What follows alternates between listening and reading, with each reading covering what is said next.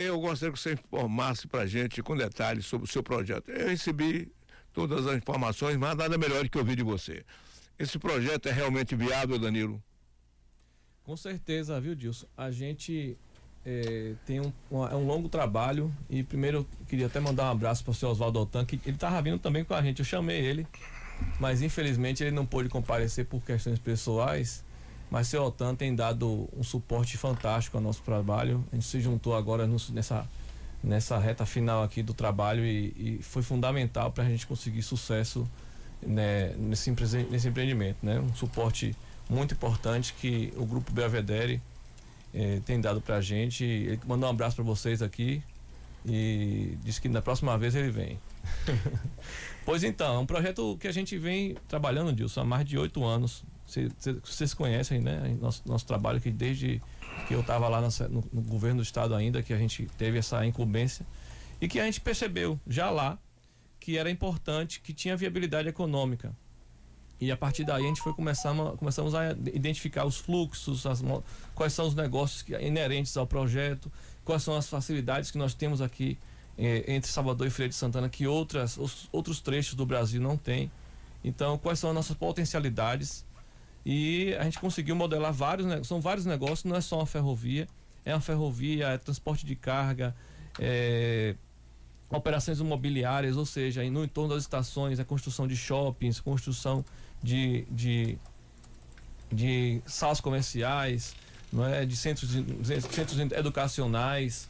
Nós estamos falando também de centros tecnológicos. Nós estamos falando de todo um conjunto de empreendimentos que vai ser fomentado e vai ser agregado ao projeto. Ou seja, a autorização ferroviária, a gente pode, por exemplo, desapropriar áreas do entorno das estações ou fazer parcerias com os próprios proprietários dos terrenos. Eles incorporam ao processo e a gente passa a empreender juntos naquele entorno e aproveitar essa chegada da estação com a valorização do solo. Então são vários empreendimentos que juntos formam a viabilidade. O transporte de passageiros é um ponto mais importante dessa viabilidade toda, ou seja, é o que nos dá mais lastro financeiro de faturamento, em torno de quase 900 milhões de reais por ano, que a gente identificou como potencialidade. E ademais você tem vários outros empreendimentos que formam essa viabilidade que a gente tanto espera e que os investidores já estão identificando, e grupos que a gente já tem assinados contratos de confidencialidade, já estão observando e estudando junto com a gente e identificando que é um grande negócio. Danilo, evidentemente que Feira já foi interligada por Salvador por via ferroviária, porque nós tínhamos a linha férrea Feira de Santana, São Gonçalo, Conceição da Feira, que de lá ramificava até a capital. Hoje existe apenas a de Conceição da Feira em diante. E recentemente nós ouvimos que o governo pretenderia reativar essas linhas férreas antigas. Esse projeto tem algo a ver ou não tem nada a ver com essas linhas férreas antigas? Não, nosso trabalho, nosso projeto não tem nada a ver com as linhas férreas antigas. Até a gente tentou, logo no iniciozinho, lá atrás, há uns 6 anos atrás, a gente tentou utilizar as linhas férreas. Quando a gente começou a modelar, a gente percebeu que não tinha capacidade operacional, né?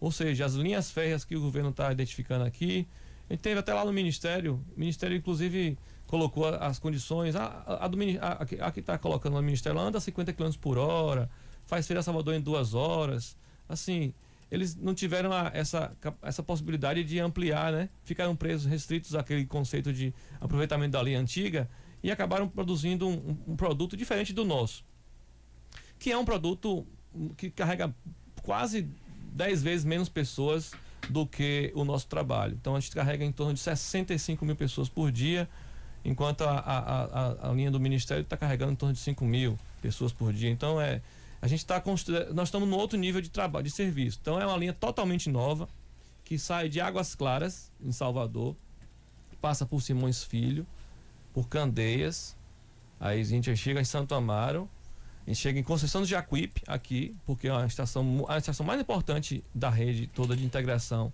é de Conceição do Jacuípe, porque ela integra fluxo que vem da BR-101, que vem norte e sul, e inclusive também a parte do fluxo que vem de Feira de Santana no início.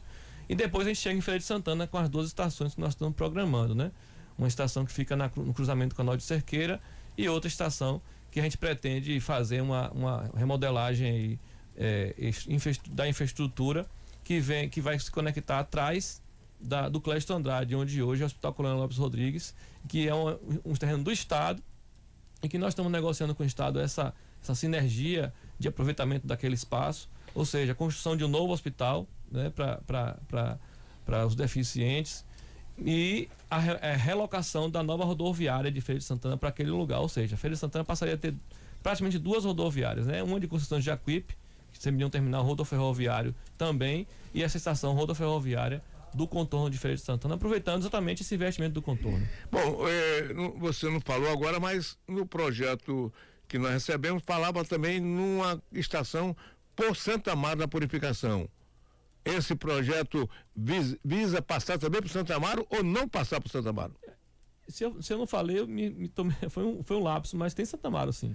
Tem uma estação em Santa Amaro. Fala por Santa Amaro, né? Isso. Agora eu pergunto a você, esse desvio, porque Santa Amaro está num local distante da BR-124, num local muito acidentado, uma descida, e a viabilidade econômica por Santo Amaro seria, e isso não atrapalharia o objetivo de um trem rápido?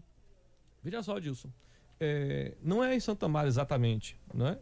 Ela fica nas margens da BA 420, logo entre Santo Amaro e a BR-124. Ela não passa lá naquele miolo da cidade. Não desce lá Não. Porque foi isso que eu imaginei. Fica no que meio, você descer um projeto em São Gonçalo, ou melhor, a Santa Amaro. Santa Amaro está num local uma descida lá na Baixa, lá aquela região ali do Recôncavo. Isso. Que poderia inviabilizar um projeto, eu diria assim, de você fazer uma ligação rápida com Feira. Pois então, é exatamente essa a diferença. Hoje a linha férrea passa por dentro da cidade, você sabe disso. Passa por dentro da cidade. E aproveitar aquilo ali, assim, nós até tentamos, que claro, a gente tenta aproveitar o máximo que tem os ativos, mas a linha passa afastada da cidade uns 6 quilômetros. Longe o suficiente para estar encaixada na melhor geomorfologia de terreno e perto suficiente para você poder estar a 10 minutos do centro da cidade, por exemplo. Então não é tão distante e você pode fazer É como se você estivesse num bairro lá no fim da Pampalona e viesse para a estação aqui de Feira, onde você pretende colocar. Exatamente. Não, até mais perto que isso. É mais perto. É mais perto. Hoje a gente está falando ali mais ou menos no meio da estrada entre a BR-324 e a cidade de Santa Amaro. Então é ali coisa de uns 15 minutos de van, de carro. Então vai ser... Aonde já passa uma linha férrea também ali depois da BR-324, né? Exatamente. Ali passa uma linha férrea. Exatamente, naquele ponto ali, mais ou menos naquela região ali. Entendeu? Um pouquinho depois daquele ponto de cruzamento da linha férrea. Então é uma estratégia que foi utilizada, não porque a gente quis, mas quem leva a gente a fazer essa modelagem é o próprio projeto geométrico da ferrovia, né? Foi um projeto que não aconteceu nada, a gente fez mais de 10 traçados para chegar num resultado. Sabe, são mais de 8 anos de trabalho e a gente está sendo muito feliz porque sendo elogiado pela NTT, a NTT, que é um órgão importante, a Agência Nacional de Regulação de Transporte, e receber um elogio e que nosso projeto é um dos melhores projetos ferroviários que já chegaram até da NTT, é pra gente muito gratificante. Eu estava lá com o seu Otávio em Brasília agora, e a gente estava junto com o Pedro e o Alexandre Baumgarten, e eu ouvi dos dois lá, que é o superintendente de ferrovias e o nosso gestor técnico da NTT, dizer que nosso projeto vai ser referência para outros projetos ferroviários no Brasil, que eles vão utilizar nosso conceito de trabalho para estimular que novos projetos possam fazer parecidos com o nosso. Eu falei, pode ficar à vontade, a gente está aqui, inclusive, para poder ajudar outros projetos ferroviários a fazerem como a gente está fazendo. Danilo, tudo isso é muito legal, está no papel, está na ideia, é um projeto elaborado, mas e o dinheiro para isso, meu amigo? Então, a gente está em contato, em sinergia com grupos grandes no mundo. Até, assim, parece conversa de pescador, né? O pai, né? O pai da criança, mas na verdade a gente está até surpreendido com essa inserção que nós estamos tendo em vários grupos franceses, Nosso projeto está em Genebra hoje, traduzido para inglês, para uma empresa que está lá estudando. A gente está fazendo apresentação em francês. Ou seja, são várias frentes que buscam fazer esse investimento. O mundo, Dilson, busca bons projetos. O mundo busca bons projetos. Você produzir bom projeto, você consegue atrair, de fato, o interesse econômico. Então, assim, a gente precisa ter essa capacidade de pensar grande, de pensar como o mundo quer investir. Ou seja, imagina você ter um dinheiro lá na China e você quer aplicar aqui num projeto que vai estimular a ferrovia. Você não quer aplicar o seu recurso num projeto mais inferior ao que a China já executa. Você quer algo parecido com o que você já investe lá. Portanto, a gente precisa entregar para esses investidores soluções que sejam atrativas do ponto de vista, tanto do ponto de vista tecnológico quanto do ponto de vista de economicidade. Ou seja, ele precisa ter o retorno financeiro.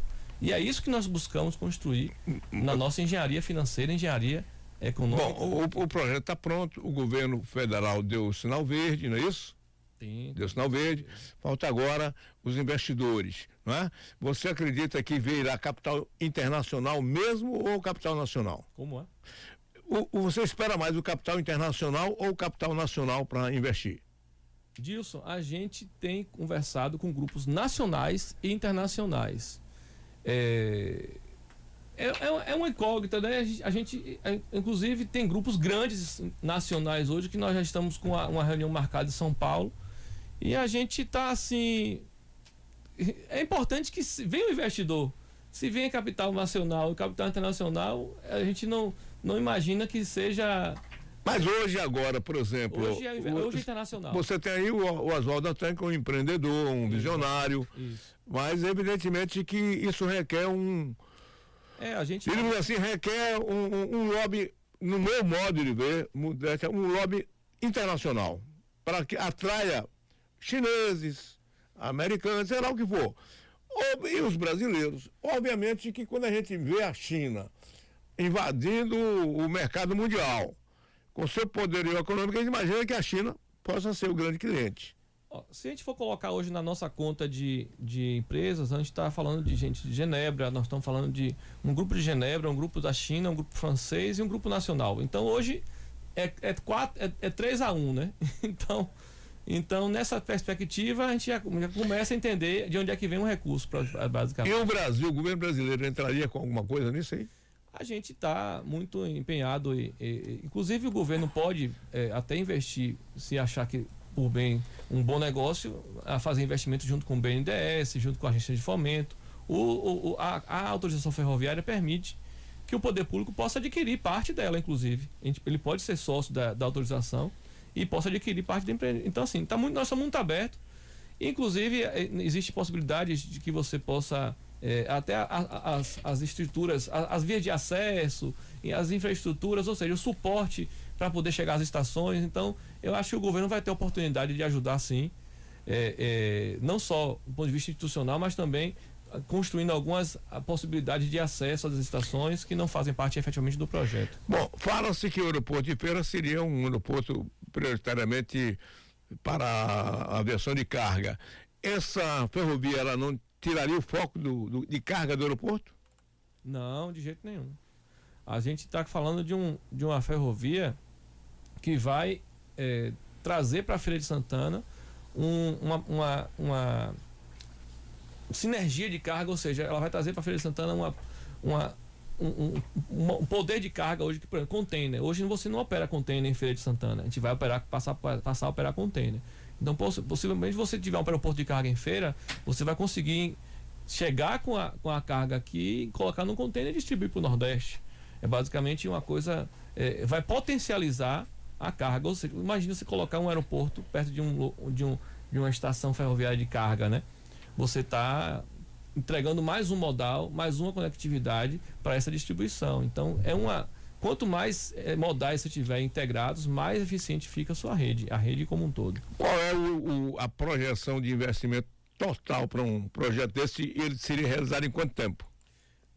Então, nós orçamos o projeto em torno de 6,5 bilhões de reais, mais 300 milhões de reais para material rodante, somado dá 6,8 bilhões de reais. Deixa eu ver se eu entendo. 6,5 bilhões é a superestrutura. Certo. E o material rodante, o que você fala, o que são? Os trens, né? Os trens, as composições. As composições. Então está em torno de 6,8 bilhões de reais. O que acontece? Só para efeito comparativo, é importante você sempre comparar com um projeto similar. Nós estamos falando de um projeto que é muito parecido com o trem São Paulo-Campinas. E São Paulo-Campinas está em torno de 11 bilhões, 10,5 bilhões de reais. Aí você pergunta por que São Paulo é muito mais caro que Feira de Santana Salvador, com um trecho igual distância, por exemplo. O que a gente tem que imaginar é que São Paulo, as interferências urbanas são muito maiores, são 10 vezes maiores. A própria geomorfologia é muito mais desafiadora. E a gente tem essa vantagem, exatamente como eu estava comentando no início.